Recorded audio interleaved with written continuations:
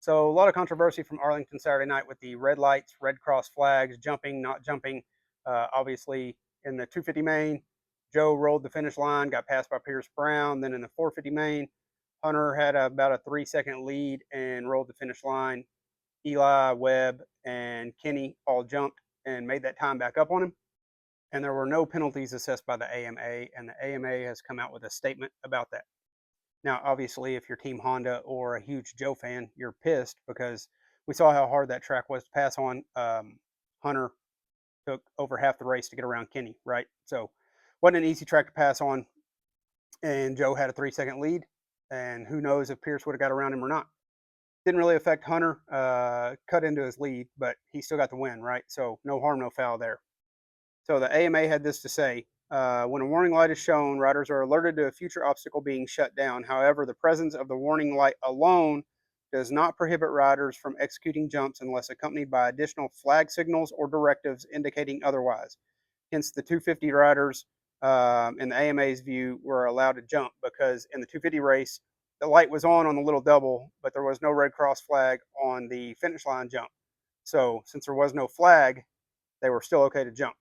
Now, opposite of that, in the 450 race, apparently the lights weren't on, but the flag was being shown.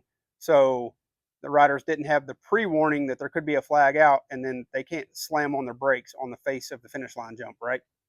So 250 race, light was on, no flag was out.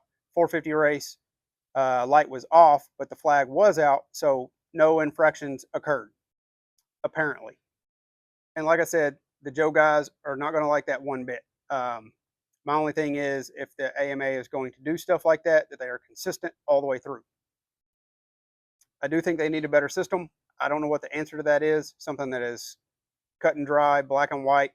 Um, but when you're in the middle of a rhythm lane or racing a supercross race, you're not really looking around at the side of the track a whole lot, especially when you're in a top four battle like the guys in the 450 class were, or Shimoda didn't have anybody in front of him, so he saw the lights, right? But Brown is focused on Shimoda and has Bennett right behind him, so you're not just looking around for a light.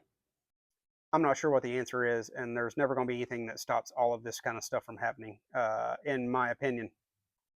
But I do think they need to simplify it. I mean, I think they still have the lights on the triples, and if the lights on the triples are going off, you can't jump.